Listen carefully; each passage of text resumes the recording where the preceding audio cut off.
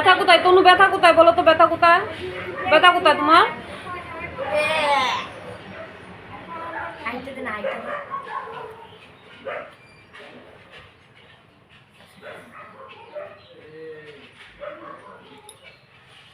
Good morning বন্ধুরা, আশা করি তোমরা সবাই ভালোই আছো ভগবানের কৃপায়। আর আমরাও চলছি কোনো রকম, কিন্তু অনেক রকম সময় আছে, অনেক পরিস্থিতি সবসময় ঠিক থাকে না।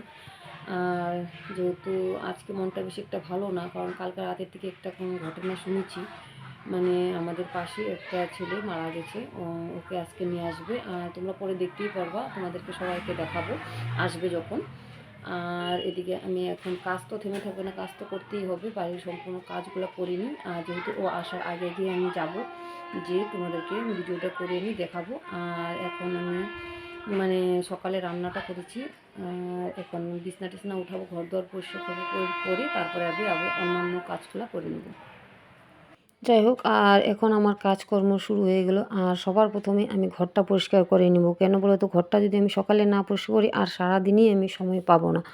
আর সারাটা দিনই বেশিরভাগই আমার রান্নাঘরে থাকতে হয়। হয়তো অনেকে আমার ভিডিওতে দেখো, যারা আমার দু একজন যারা আমার সাবস্ক্রাইবার আছো, যারা আমাকে ভালোবাসো, এই পরিস্থিতিতেও আমাকে ভালোবাসো, মানে যারা আমাকে দেখো, তারা হয়তো অনেকেই জানো যে আমি বেশিরভাগটা সময়ই রান্নাঘরেই থাকি। যেখানেই থাকি ওখানেই রান্নাঘরেই থাকি, কারণ মানে রান্না যদি আমি নাও করতে চাই, মানে কোনো না কোনোভাবেই রান্নাঘরে আমার যেতেই হবে। তারপর আমি যাই হোক, ওগুলোর কথা বাদই দিলাম। আর এখন আমি মাত্র মানে কাপড় চোপড়গুলো গুছিয়ে নিব আর বিছানাটা গুছিয়ে নিব। তারপরে আমি আবার অন্যান্য কাজগুলো সব করে তাড়াতাড়ি করে শেষ করব।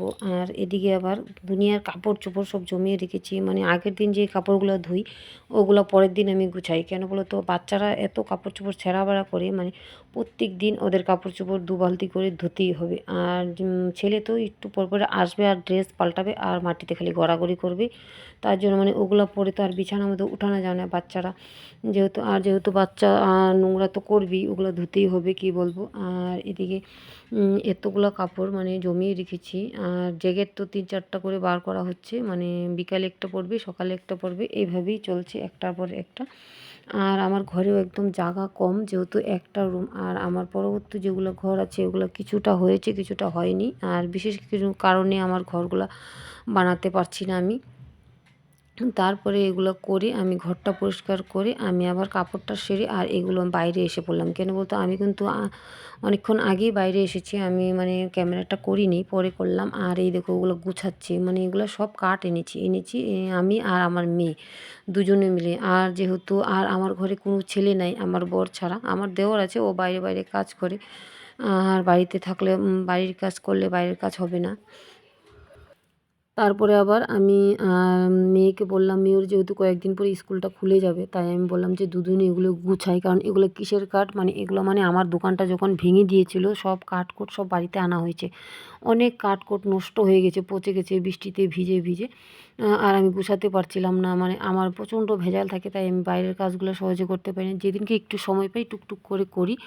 আর ওই যে দেখো ছাপড়াটা, এটা আমরা মানে আমাদের দোকানটা যখন ভেঙে দিয়েছিল তখন বানিয়েছিলাম, কিন্তু আর্ধেকটা হয়ে আছে। আর তারপরে লকডাউনের পর থেকেই আমাদের ব্যবসা ট্যাবসা সব নষ্ট হয়ে গেছে, এর জন্য মানে কোনো কিছুতেই আমরা আগাতে পারছি না, কমপ্লিট করতে পারছি না। আর এখন একটা ভাড়া দোকান আছে, ওটাতে টুকটুক করে কাজ করে যতটুকু। আর বর যেহেতু নিজে কাজ করতে পারে না, তার জন্য আমাদের এতটা অসুবিধায় পড়ে গেলাম। আর কর্মচারী দিয়ে সব কাজ করাতে হয়, আর কর্মচারী তো টাকাও প্রচুর লাগে। মানে নিজে কাজ করতে পারলে যতটা আগাইতো, কিন্তু অতটা আগাচ্ছে না। যাই হোক, আর এগুলো তো সংসারের ঝুট ঝামেলা প্রচণ্ড আছেই, থাকবেই। আর আমার জীবনে কোনো কিছুই ভালোভাবে হয় না, আর হবেও না হয়তো। এভাবেই আমার চলতে হবে যতদিন বেঁচে থাকবো।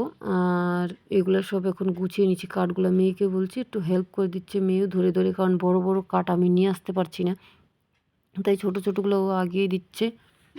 আমরা দুজনে সব গুছিয়ে টুছিয়ে তারপরে আবার চলে যাব চান করে। যাই হোক, দেখলে সকাল থেকে কাজকর্ম করলাম, করে তারপরে আবার এই যে এগুলো গুছালাম। দেখলেই গোছানোর পরে আবার ওই পাশে অনেকটা জঙ্গল ছিল, ওগুলো পরিষ্কার করলাম, পরিষ্কার করলে এক জায়গায় রেখে দিয়েছি, পরে মানে আগুন ধরিয়ে দিব। আর এখন চানটা করে আসলাম, কারণ শরীর প্রচণ্ড চুল কাটছিল, তার জন্য মানে শরীর চান না করে আসা যাবে না, তাই চান করে এসে আর এখন দুপুরে রান্নাটা করব।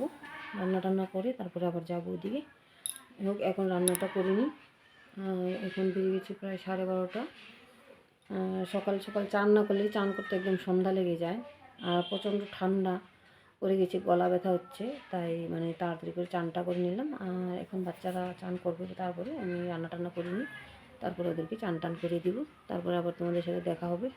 যাই হোক, আমি তাড়াহুড়া করে রান্না করে আবার চলে আসলাম রাস্তায়। দেখতেই পারছো আমি ক্যামেরাটা করছি, আর এদিকে দেখো ফৌজিরা যাচ্ছে সবাই, মানে কখন আসবে সবাই, দুনিয়ার লোক জড়ো হয়ে যাচ্ছে। পুলিশগুলো আগে যাবে, যায় মানে চেক করছে। আর জানোই একটা আর্মি মানে ওদেরকে কতটা সম্মান। আর সবাই মানে হাজার হাজার লোক জড়ো হয়ে যাচ্ছে আর দলে দলে। আর একটা ছেলে, এই বয়সের একটা ছেলে যখন মারা যায়, তখন দেখো মানুষের বুকেও একটা কেমন একটা ধুকধুকানি উঠে, মনের মধ্যে একটা মানে অশান্তি ঢুকে যায়। আর এই দেখো এই সময়টায় ওরা ঢুকবে, আমরা এই সময়টাই দেখো দুনিয়ার লোক হাজার হাজার লোক জড়ো হয়ে যাচ্ছে। আর এই পরিস্থিতিটা দেখার মানে প্রচণ্ড ক্ষমতা লাগে। আর বুকটা মানে হাহাকার করে, মানে একটা মায়ের বুক কীভাবে খালি হয়ে গেল আজকে। আর 24 বছরের একটা ছেলে মানে কিভাবে হারিয়ে গেল, মানে হাজারো লোকের মাঝ থেকে ও। আর এইদিকেও কেমন করে আসছে ওরা, ওই যে গাড়িকে গাড়ি নিয়ে আসছে। আর এই দেখো তারপর বড় বড় অফিসাররা যাচ্ছে আগে, আর দলে দলে মানুষ সবাই পতাকা নিয়ে গান বাজিয়ে মানে ফুল দিয়ে সাজিয়ে কি সুন্দর করে নিয়ে আসছে। আজকে এই দিনটা দেখতে হবে, কেউ ভাবতে পারেনি একটা ছেলে, একটা গরিবের ছেলে এত কষ্ট করে চাকরি পেয়েছে, মা বাবাকে একটু মানে ভালোভাবে রাখবে। অনেক মানে অনেক পরিশ্রম, অনেক কষ্ট, একটা চাকরি পাওয়া এত সোজা না। তারপরে ফৌজির চাকরি যেহেতু, আর এত লড়াই করে ও চাকরিটা পেয়েছে। আর আজকে এই দিনটা ওর দেখতে হলো, মানে ওর কি মানে সবাইকেই দেখতে হলো, ওর মা বাবারও দেখতে হলো, মানে ভিতরটা ফেটে যায় মনে হয়। আর এই দেখো মানুষও মানে প্রচুর সম্মান দিয়েছে। আর এই দেখো এই গাড়িটাই করে ওকে নিয়ে যাচ্ছে, ওই যে সাদা কাপড়ে ঢাকা। আর এদিকে দুনিয়ার লোক যাচ্ছে, আর আমরা এখানে দাঁড়িয়ে আছি। আমার বাড়ির থেকে হয়তো গাড়িতে গেলে 5-7 মিনিট লাগে, আর হেঁটে গেলে একটু 10 মিনিটের মতো লাগে। আর সবই ভগবানের ইচ্ছা, ভগবান যখন চাবে যাকে তখন নিয়ে যাবে। আর এই এই ঘটনাগুলোর মানে সম্মুখীন আমিও বারবার হয়েছি, অনেক কষ্ট অনেক লড়াই করে আজকে এ পর্যন্ত এসেছি আমি।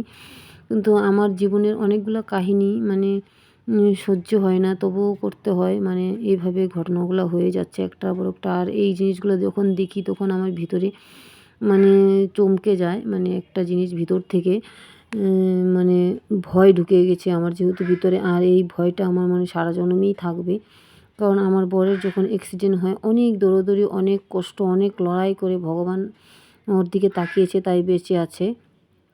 আর এই ছেলেটা কি দোষ করেছে, ভগবান এই ছেলেটাকে এই বয়সে নিয়ে চলে গেল। কি পাপ করেছে, কি ভুল করেছে? ও তো চেয়েছিল ওর মাকে একটু ভালোভাবে রাখবে, ওর বাবাকে ভালোভাবে রাখবে। যাই হোক, তোমরা তো দেখলেই সারাদিন কি কাজকর্ম করলাম। কিন্তু যতই কাজ করি, যে যখন থেকে মানে ওই কথাটা শুনেছি, তখন থেকে মনটা মানে ভিতরে দুক দুক দুক দুক করছে, কখন নিয়ে আসবে, কখন নিয়ে আসবে। মানে আমি মানে আধা মানে রান্নাটা করেই আমি তখন ওই টাইমেই আমার রান্না টান্না শেষ হয়ে গেছে, ওই টাইমেই মানে এসেছি আমি যখন বাচ্চাদের খাওয়াতে দিলাম আর কি খেতে, তখন খবর এসেছে আমার এই পাশেই গেটের সামনেই যে ওকে নিয়ে আসছে। তাই আমরা আবার ছুটে গেলাম, ছুটে গিয়ে মানে ভিডিওটা করলাম। মানে একটা মা মানে কিভাবে তার চোখের সামনে সন্তান চলে যায়, কিভাবে সহ্য করে একটা মা, মানে তারপরেও একটা দেশের আমাদের মানে একটা দেশের রক্ষা করার একজন মানে চলে গেল আমাদের ছেড়ে। যাই হোক, এখন সব কিছু নিয়তি আর সব কিছু ভগবানের ইচ্ছা, কিন্তু মানুষের মন তো মানানো যায় না, যত কিছুই হোক মানে ভিতরে দুঃখ দুঃখ দুঃখ দুঃখ করেই থাকে। আর ওর মা বাবার অবস্থা তো খুবই খারাপ, যেহেতু আমি যাই নাই, আমি শুনেছি আমার মানে আশেপাশের লোকেরা গিয়েছে, মানে বারবার ফিট হয়ে যাচ্ছে। আর ওনার একটাই ছেলে একটা মেয়ে, আর বেচারারা অনেক গরিব ছিল, অনেক কষ্ট করে ছেলেটাকে মানুষ করেছে, অনেক কষ্ট করে ছেলেটা চাকরি পেয়েছে। 2 বছর হলো মাত্র চাকরিটা মানে হচ্ছে, 2 থেকে 2.5 বছর করছে। হঠাৎ করে এমন দুর্ঘটনা হয়ে যাবে ভাবতে পারিনি।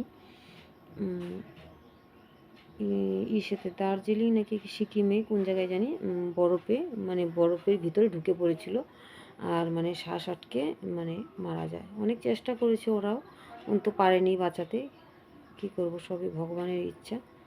আর আজকের মতন ভিডিওটা এখানেই রাখবো। তোমাদের যদি পছন্দ হয় তাহলে লাইক, কমেন্ট, শেয়ার করো।